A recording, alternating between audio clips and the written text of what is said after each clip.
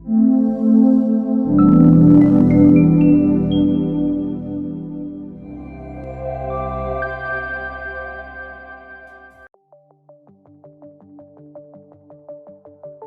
sahabat Artatama, berjumpa lagi di channel Artatama TV.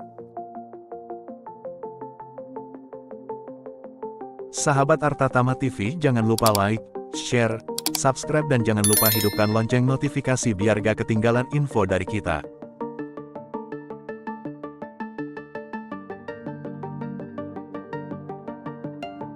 Berdasarkan laporan UNHCR, ini merupakan gelombang kedatangan Rohingya ke-10 dalam 1 bulan terakhir. UNHCR mencatat total pengungsi yang berada di Aceh sejauh ini mencapai 1.608 jiwa, termasuk 140 orang yang bertahan dalam 1 tahun terakhir. Gelombang kedatangan orang Rohingya ke Aceh diwarnai sentimen negatif warganet Indonesia. Bahkan, narasi kebencian dan hoaks soal Rohingya marak beredar di media sosial. Nelayan Aceh soal pengungsi Rohingya, kami tidak menerima atau menolak, kami menolong.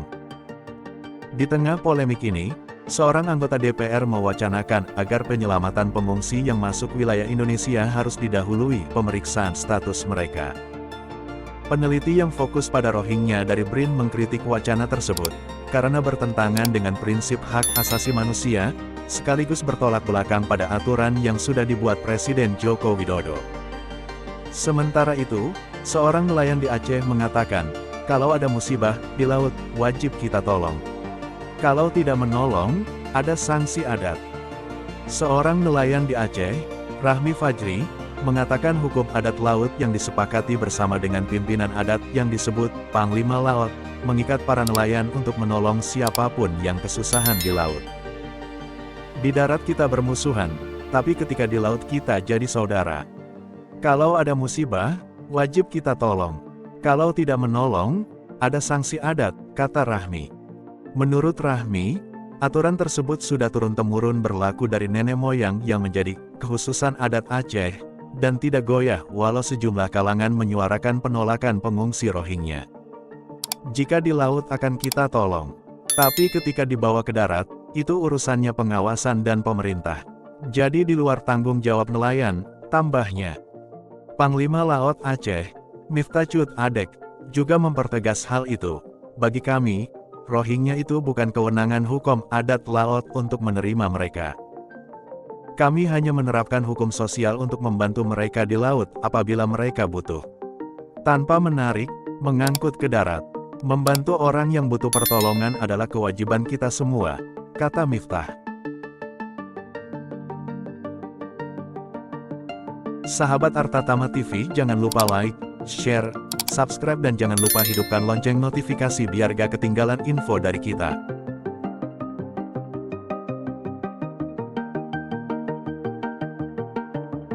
Apa itu hukum adat laut Aceh?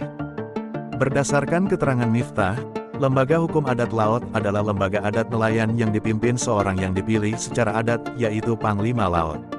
Panglima Laut ini sudah ada sejak zaman Kerajaan Samudera Pasai, 16 abad yang lalu. Secara historis, Panglima Laut bertugas sebagai perpanjangan tangan raja untuk menjaga laut sebagai lalu lintas perdagangan termasuk memungut pajak, melayani dan menjaga keamanan para pedagang dari luar kerajaan, termasuk pelindung untuk nelayan. Banyak sekali ya. Jadi di laut itu bukan saja orang yang kita tolong, tapi nelayan kita juga banyak ditolong orang. Jadi misalnya ada, karena kita di daerah Selat Malaka berbatasan dengan banyak negara, sering itu nelayan kita sampai kadang ke Thailand, sampai ke Malaysia, Nicobar dan sebagainya, sampai ada yang ke Columbus, itu juga ditolong oleh orang. Oleh karena itu di laut itu berlaku adat, jangankan manusia, binatang yang terapung itu harus ditolong, harus. Nah, persoalan mereka nanti ada tersandung kasus hukum dan lain-lain, tentu ada hukum lain yang akan mengatur dan memberi punishment kepada mereka.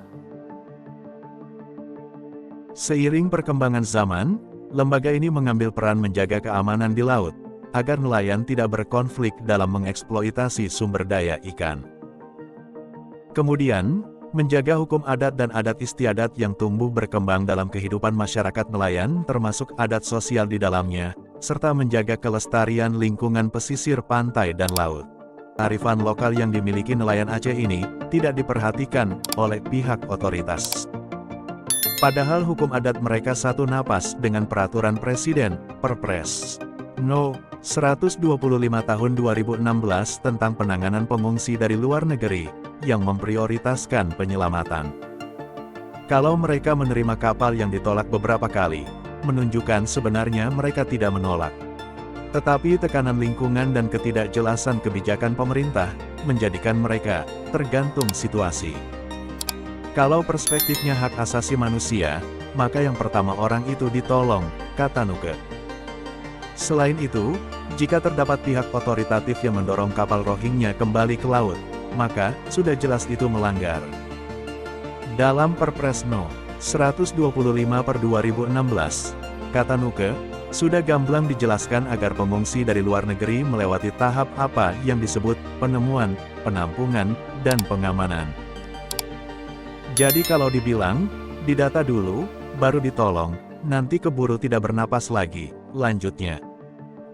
Sebelumnya, anggota Komisi IDPR, Bobi Rizaldi, memaknai kewajiban operasi penyelamatan dalam Perpres No. 125/2016 harus didahului kejelasan status orang-orang yang masuk wilayah Indonesia. Politikus dari Partai Golkar ini menengarai tidak setiap orang, termasuk dari komunitas Rohingya, masuk ke Indonesia dengan status pengungsi. Yang datang ke Indonesia mungkin tidak terdaftar sebagai pengungsi. Karena tidak ada teregistrasi sebagai pengungsi, otoritas akan memasukkan mereka sebagai imigran gelap, ujar Bobi dalam sebuah diskusi publik di Jakarta. Sahabat Artatama TV, jangan lupa like, share, subscribe dan jangan lupa hidupkan lonceng notifikasi biar gak ketinggalan info dari kita. Bagaimana aturan Jokowi tentang penanganan pengungsi? Presiden Jokowi menekan Perpres No. 125/2016 pada tanggal 31 Desember tahun 2016. Regulasi ini mengatur penanganan pengungsi yang datang dari luar negeri. Pengungsi yang dimaksud Perpres ini adalah orang asing yang berada di wilayah Indonesia karena ketakutan yang beralasan terhadap persekusi berbasis ras, suku, agama, kebangsaan dan pendapat politik yang berbeda. Yang masuk dalam kategori tadi adalah orang-orang yang tidak menginginkan perlindungan dari negara asal atau telah mendapatkan status pencari suaka atau pengungsi atau dari UNHCR. Merujuk pasal 9 dalam Perpres ini, pengungsi yang ditemukan dalam keadaan darurat, seperti berada di kapal yang akan tenggelam, harus segera dipindahkan ke kapal penolong. Pengungsi tadi juga wajib dibawa ke darat jika keselamatan nyawa mereka terancam. Perpres ini mengatur, lembaga yang bertugas melakukan ini adalah Basarnas. Operasi pertolongan itu dapat melibatkan TNI, Polri, Kementerian Perhubungan, Bakamla, dan organisasi non-kementerian di bidang serupa. Setelah operasi penyelamatan dan pertolongan tadi, sebagaimana diatur pasal 9 huruf D, orang asing yang diduga pengungsi perlu dibawa ke rumah detensi imigrasi atau kantor imigrasi setempat. Disitulah para pengungsi tadi akan menjalani pemeriksaan identitas. Pasal 24 Perpres ini mengatur, pejabat rumah detensi imigrasi, bekerja sama dengan pemerintah daerah, harus menempatkan pengungsi yang ditemukan ke penampungan atau akomodasi sementara. Tempat penampungan itu, seperti diatur pasal 26, harus dekat fasilitas kesehatan dan ibadah, berada di satu kabupaten atau kota dengan rumah detensi imigrasi, dan memiliki kondisi keamanan yang mendukung. Organisasi internasional di isu migrasi dapat turut memfasilitasi proses penampungan pengungsi. Pasal 26 mengatur, bantuan yang dapat diberikan adalah penyediaan air bersih, kebutuhan makan, fasilitas kesehatan dan ibadah. Perpres ini juga mengamanatkan pengamanan pengungsi kepada Polri. Kepolisian, seperti tertulis pada pasal 32, ditugaskan untuk menjaga pengungsi agar tetap berada di tempat penampungan. Polri juga diminta menciptakan rasa aman terhadap warga di sekitar penampungan. Kendati demikian, Perpres No. 125/2016 ini disebut tidak cukup lengkap, karena belum mengatur kewenangan pemerintah daerah terkait penggunaan anggaran dan pencarian dana bantuan, jelas Profesor Nuke.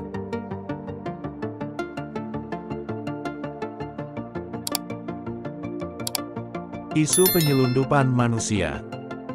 Isu penyelundupan manusia dan imigran gelap yang berkembang dikhawatirkan justru dapat menjadi pembenaran dalam pengusiran para pengungsi Rohingya saat berada di tengah laut. Padahal, menurut Profesor Nuke, para pengungsi Rohingya yang datang ke Aceh walaupun terbukti terhubung dengan penyelundupan manusia, status mereka tetaplah korban.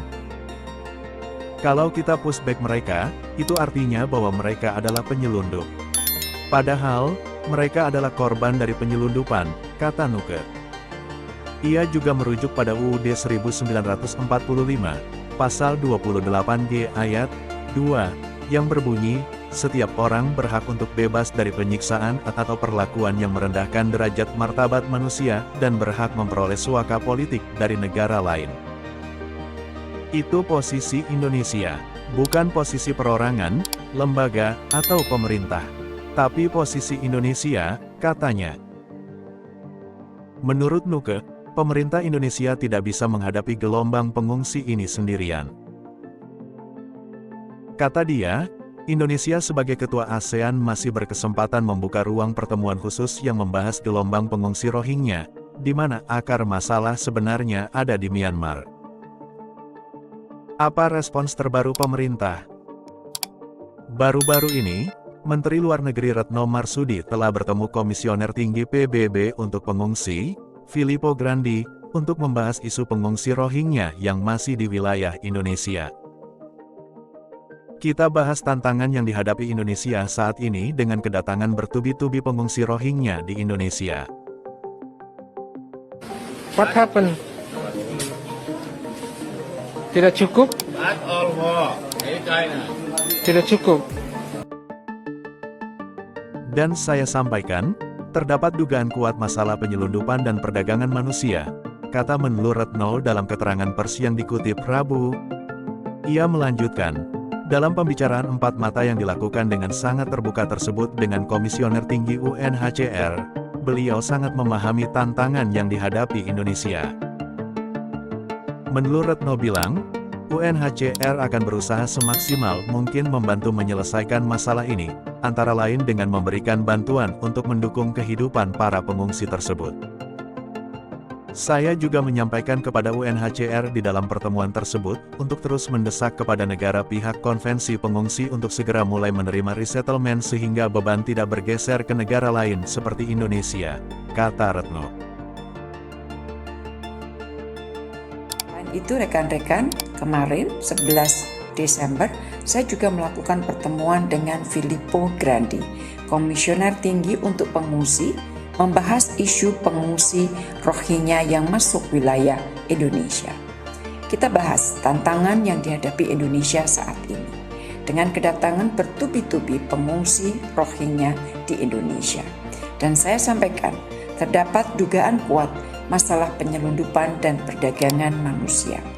Di dalam pembicaraan empat mata yang dilakukan dengan sangat terbuka tersebut dengan Komisioner Tinggi UNHCR, beliau sangat memahami tantangan yang dihadapi Indonesia, dan UNHCR akan berusaha semaksimal mungkin membantu untuk menyelesaikan masalah ini, antara lain dengan memberikan bantuan bagi mendukung kehidupan para pengungsi tersebut.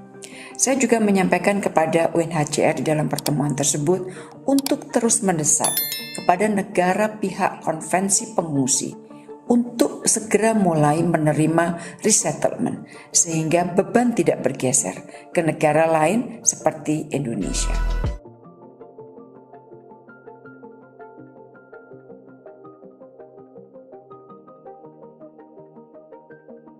Sahabat Artatama TV, jangan lupa like, share, subscribe dan jangan lupa hidupkan lonceng notifikasi biar gak ketinggalan info dari kita.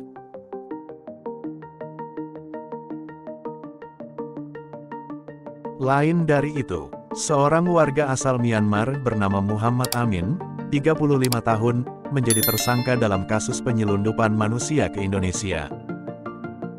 Tersangka menghimpun orang-orang Rohingya dari kamp pengungsian Cox's Bazar dan mengangkut mereka dalam kapal.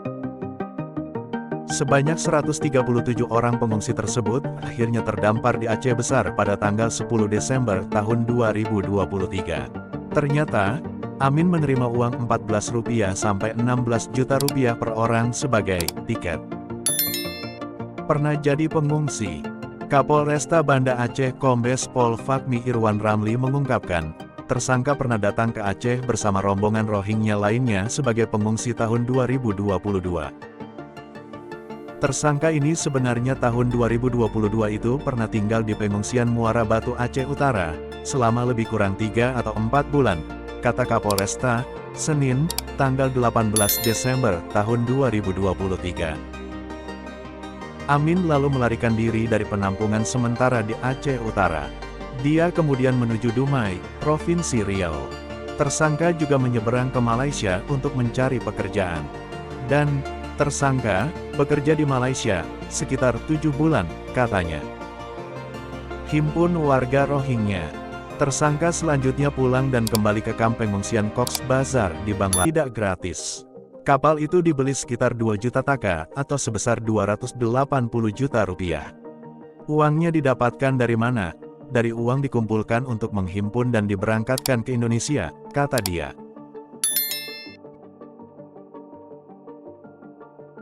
Sekian informasi yang bisa kami sampaikan pada kesempatan kali ini.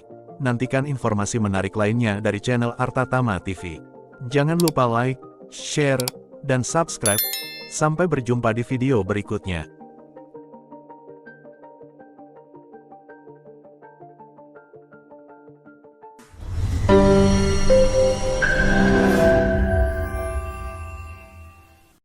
Terima kasih telah menonton video ini. Jangan lupa like, share, komen, dan subscribe.